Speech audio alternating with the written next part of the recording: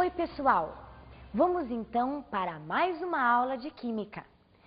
Hoje então nós vamos conhecer a ligação covalente e a ligação metálica. Veja que nós temos sobre a bancada algumas substâncias que você conhece bem. Essa primeira substância aqui é o açúcar. Veja que o açúcar, a fórmula do açúcar possui carbonos, hidrogênios e oxigênios. Todos eles são não metais. Agora veja aqui, nós temos nesse outro frasco, nós temos um copo de água. A molécula da água é formada por hidrogênios e oxigênios. Então veja, a água, a molécula da água possui 2 hidrogênios e um átomo de oxigênio. Ambos são não metais. Então nós temos aqui ligação entre dois não metais. Outro exemplo também que nós podemos citar é o exemplo do álcool etílico. O álcool possui átomos de carbono, átomos de hidrogênio e um átomo de oxigênio. Então, o álcool também é formado por elementos químicos que não são metais. Agora, aqui atrás nós temos uma outra substância. Nós temos o cloreto de sódio, o NaCl. O cloreto de sódio, ou NaCl, o sódio nós sabemos é um metal e o cloro é um não metal. Então eu posso dizer que esse composto, ele se une, o cloro se une ao sódio através da ligação iônica. Agora, já o que não ocorre no açúcar, porque o açúcar nós temos, como nós já vimos, carbonos, hidrogênios e oxigênios presentes na molécula do açúcar. Então, esse tipo de ligação que une não metais é chamado então de ligação covalente. Então agora vamos ver o que significa ligação covalente.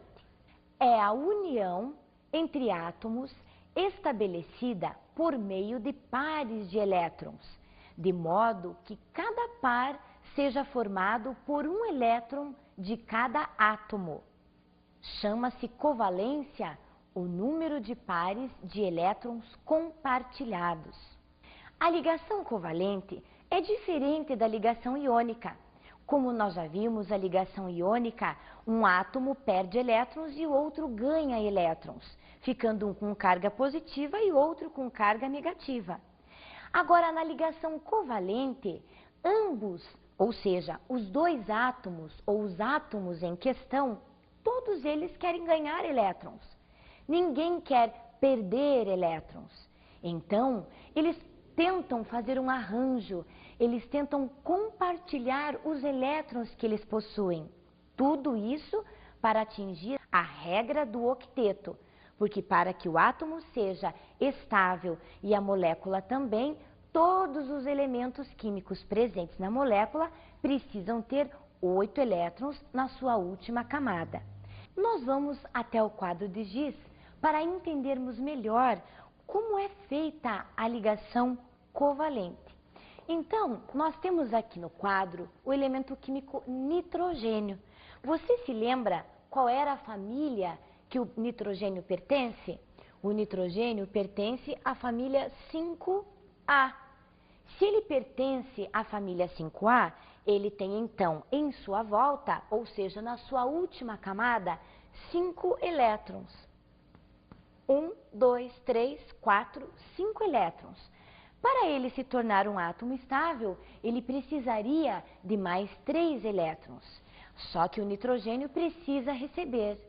Agora, se você quer fazer uma ligação entre o nitrogênio e o hidrogênio, você tem que fazer esta ligação sabendo que o hidrogênio também precisa ganhar elétrons. E se o hidrogênio precisa ganhar elétrons, ele tem apenas um. Então, o que acontece? Eles formam aqui um par eletrônico. Esse par passa a ser tanto do nitrogênio quanto do hidrogênio. Os elétrons dentro do par fazem parte, então, de uma ligação covalente. Então, veja que o nitrogênio, que tinha 1, 2, 3, 4, 5 elétrons, passa a ter 6, com o elétron que o hidrogênio está compartilhando com ele.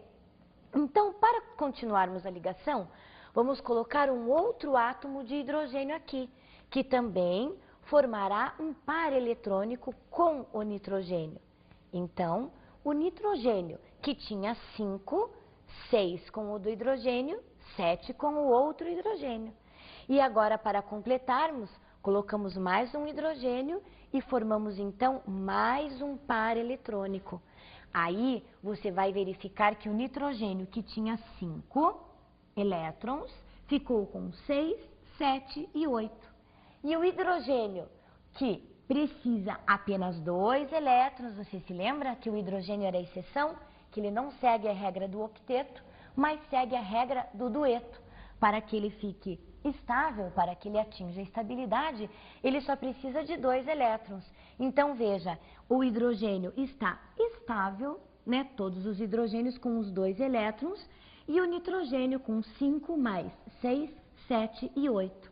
Então, esta ligação nós chamamos de par eletrônico. Essa estrutura foi Lewis quem montou. Agora, nós podemos representar simplificadamente da seguinte maneira, o nitrogênio fazendo então as 3 ligações com o hidrogênio. Essa seria então a fórmula estrutural do gás amônia, que nós podemos escrever também da seguinte maneira, fórmula molecular: 1 nitrogênio e 3 hidrogênios, NH3. Então, eu quero que você entenda o seguinte: o nitrogênio tem o par eletrônico, mas o par eletrônico não é só do nitrogênio, ele pertence ao hidrogênio também. Então, para você entender melhor, vamos fazer de conta que você está faminto e o seu colega de turma também está.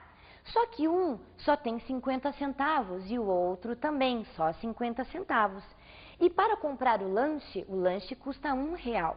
Então, o que vocês fazem? Vocês compartilham, vocês juntam 50 centavos mais 50 centavos para formar R$1, compram o lanche e comem juntos, compartilham o lanche.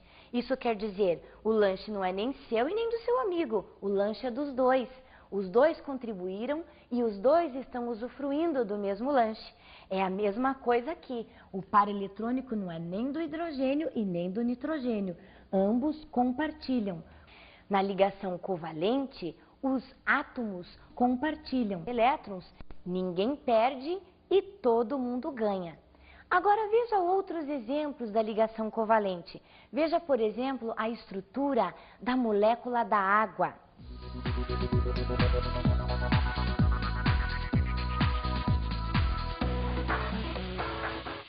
Veja agora então a estrutura do gás carbônico.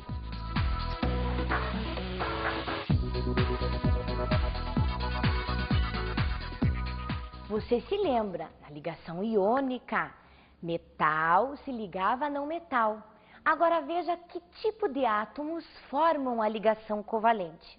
Ocorrência entre não metais e não metais, semimetais e semimetais, hidrogênio e semimetais, e hidrogênio e não metais.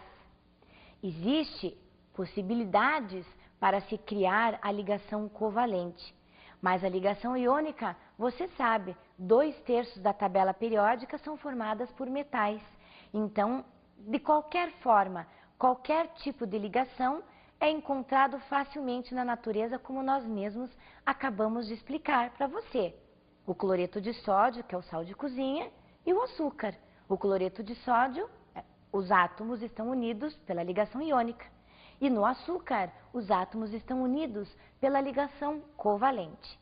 Agora vamos ver o terceiro tipo mais importante de ligação, que é a ligação metálica.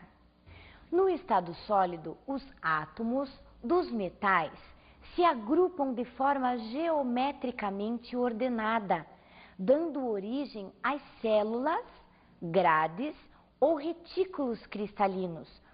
Na ligação metálica, os átomos eles estão organizados dentro de grades.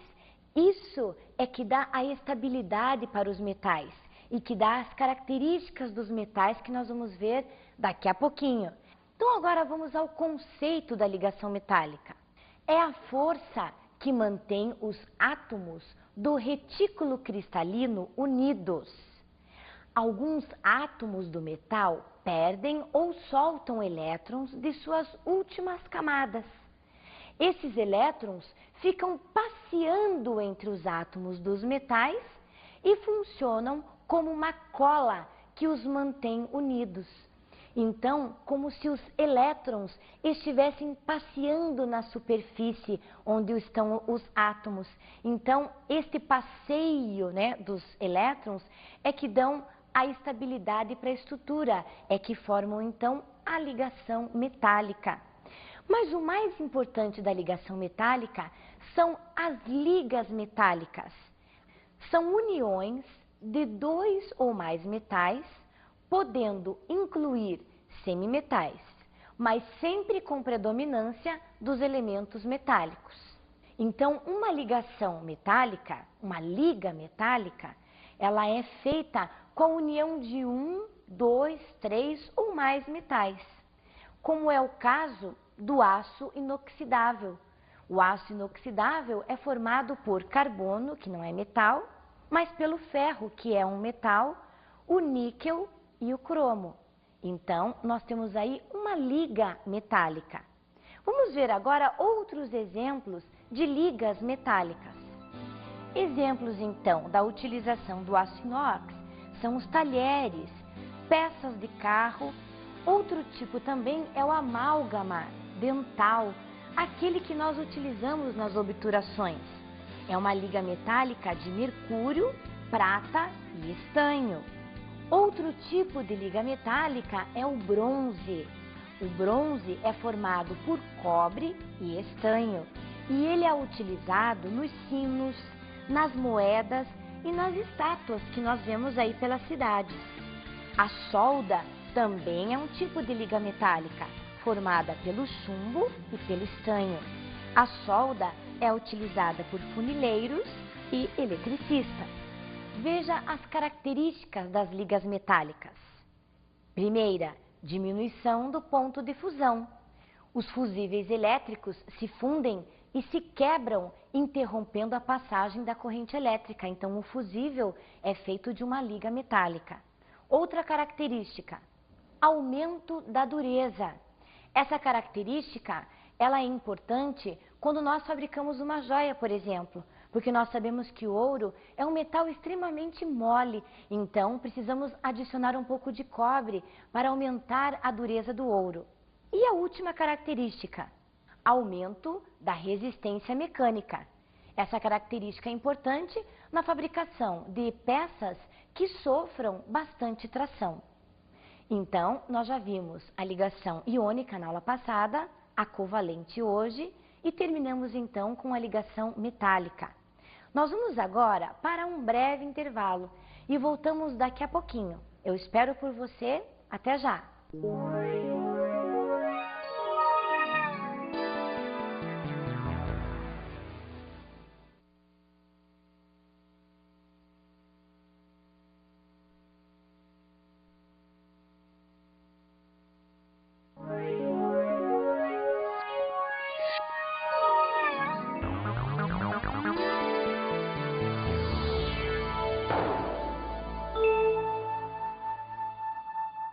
Voltando do nosso intervalo, vamos só dar uma recapitulada no que vimos nas aulas anteriores. Nós vimos que os átomos se unem através das ligações químicas, ligação iônica, ligação covalente e a ligação metálica. Essas ligações entre os átomos formam substâncias. E na natureza nós sabemos que existe um número muito grande de substâncias. Então, os químicos resolveram organizar essas substâncias em grupos. Esses grupos devem ter características próprias de cada substância.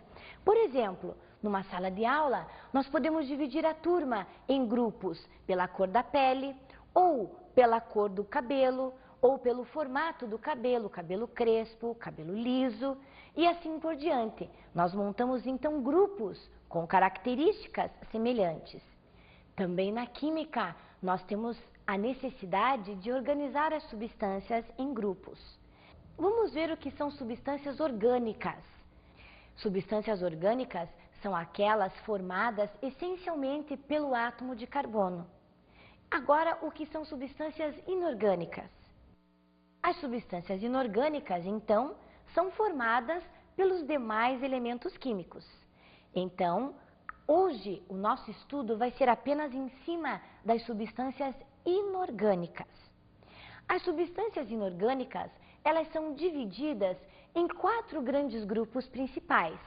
São eles as funções químicas: a função ácido, a função base, a função sal e a função óxido. Vamos ver então o que é uma função química. É o conjunto de substâncias com propriedades químicas semelhantes, denominadas propriedades funcionais. Antes das funções serem devidamente organizadas, um cientista chamado Arrhenius, ele fez alguns experimentos com as substâncias, verificando se determinadas substâncias conseguiam, com o auxílio da água, dissolvidos na água ou sem serem dissolvidos na água, conduzir a corrente elétrica. Então, Arrhenius dividiu as substâncias em 2 grandes grupos, eletrólitos e não eletrólitos. Então, para Arrhenius, eletrólitos eram aquelas substâncias que teriam condições de conduzir a corrente elétrica. Então, vamos ver então alguns exemplos. Eu tenho aqui, por exemplo, o açúcar. O açúcar aqui ele está na forma sólida.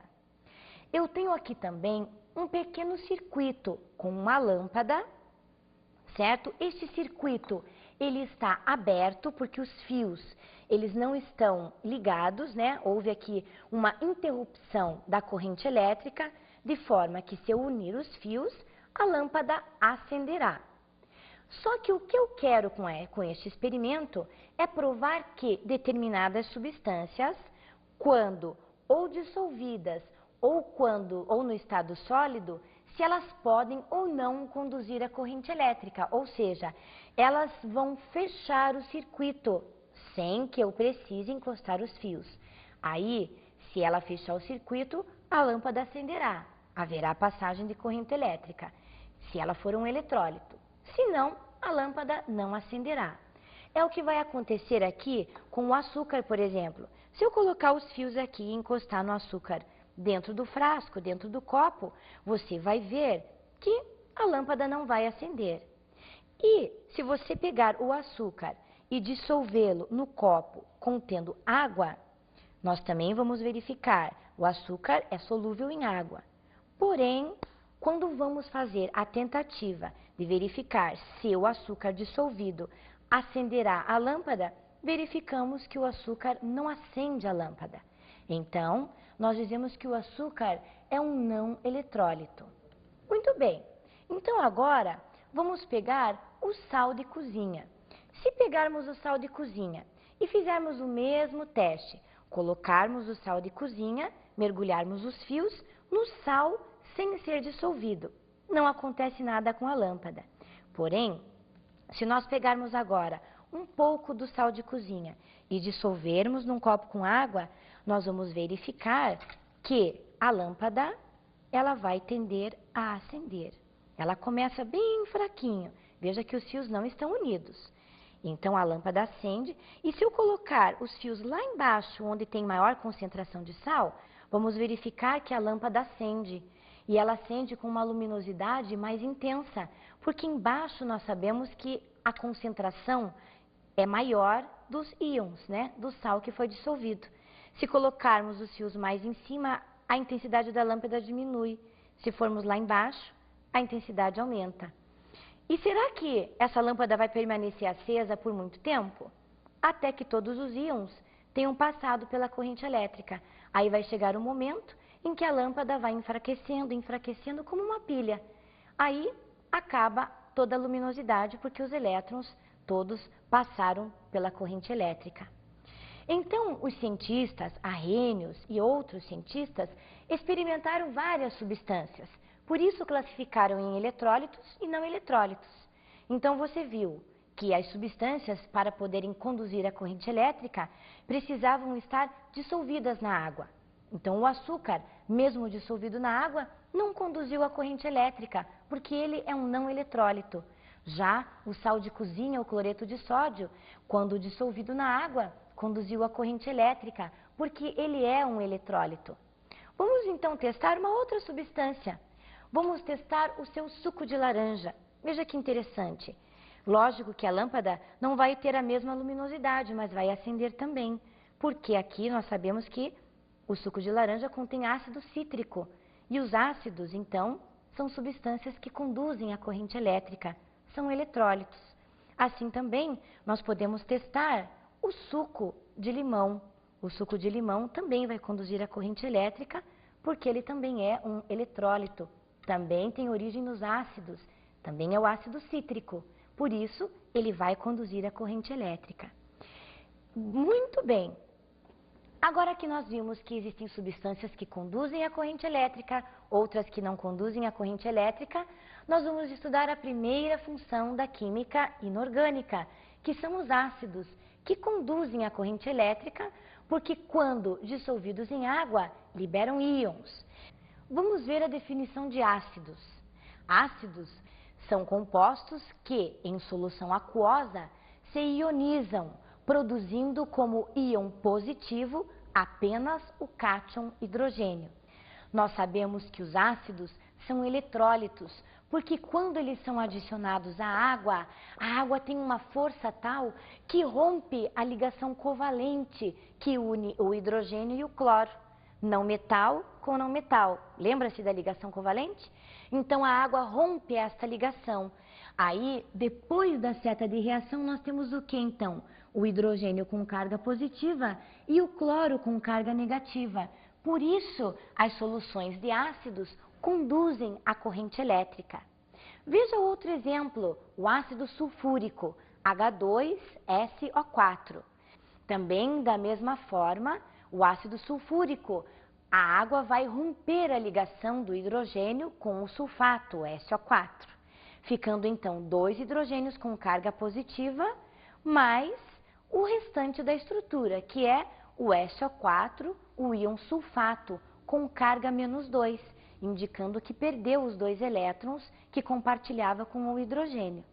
Por causa de todos esses elétrons mergulhados na solução, nós temos então as soluções eletrolíticas. Agora veja algumas características dos ácidos. São substâncias moleculares, ou seja, são compostos cuja ligação que une os átomos é a ligação molecular, ou também chamada de covalente. Outra característica, em geral, são solúveis em água. Suas soluções são eletrolíticas, como nós já vimos, os ácidos cítricos, são substâncias que conseguem conduzir a corrente elétrica. Outra característica, apresentam sabor azedo característico. Veja, a laranja, o limão, o abacaxi, são frutas cítricas que têm aquele sabor azedo. Porém, você não vai sair por aí experimentando as substâncias para verificar se ela tem sabor azedo ou não. Porque além de terem sabor azedo, o que não é característico de todos os ácidos, uma característica geral, mas não a todos os ácidos. Os ácidos, a sua grande maioria, são tóxicos e corrosivos, como o ácido clorídrico, por exemplo. Este ácido é produzido pelo nosso estômago para, junto com os movimentos peristálticos que o estômago faz, triturar os alimentos, auxiliando a nossa digestão. E o ácido sulfúrico, H2SO4, é o ácido das baterias dos automóveis. Você sabe que se você encostar a sua roupa lá, ela vai ser comida pelo ácido, porque o ácido sulfúrico é altamente corrosivo. Outra característica, de um modo geral, são tóxicos e corrosivos. Por isso, ao manusear um ácido, o químico ou o laboratorista tem que tomar muito cuidado, porque além de se entrar em contato com a sua pele, ele vai queimar, vai corroer, os vapores liberados por alguns ácidos são altamente tóxicos, por exemplo, o ácido clorídrico. Veja a fórmula do ácido clorídrico, tem um hidrogênio e um cloro. Todos os ácidos vão ter hidrogênios ligados a um outro átomo. Veja a fórmula do ácido iodídrico. A molécula do ácido iodídrico contém um hidrogênio e um átomo de iodo. Esta fórmula nos diz ácido iodídrico. A terminação hídrico indica que não há presença de oxigênio nesta molécula. Agora, se o ácido terminar em ico, como por exemplo, ácido sulfúrico, é porque existe a presença de oxigênio neste ácido. Então, dizemos assim, existem ácidos oxigenados e ácidos não oxigenados. Mas agora vamos a outro exemplo de ácidos. O ácido cianídrico, por exemplo, tem uma molécula de hidrogênio, uma de carbono e a outra de nitrogênio.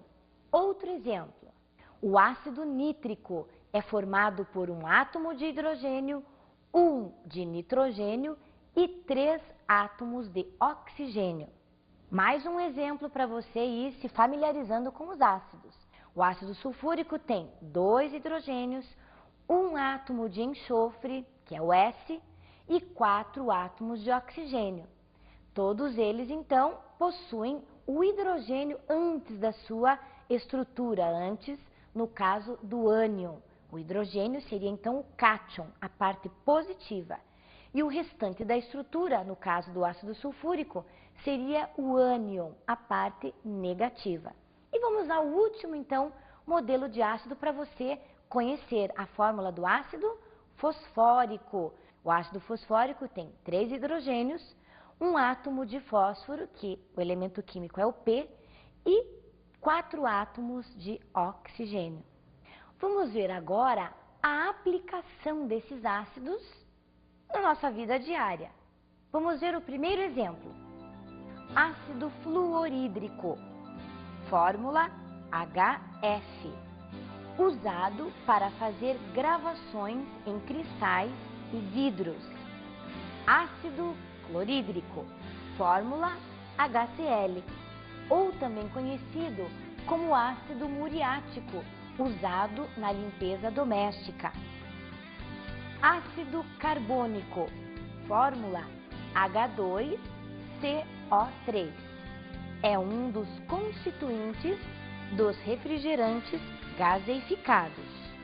Ácido fosfórico, fórmula H3PO4, utilizado na produção de Coca-Cola ou alimentos em conserva. Ácido sulfúrico, fórmula H2SO4, utilizado na produção de baterias de automóveis.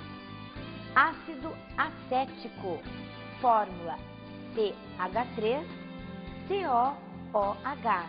O ácido acético é um dos constituintes principais do vinagre. Ácido nítrico, fórmula HNO3. É utilizado na fabricação de explosivos como a nitroglicerina e o TNT, trinitrotolueno.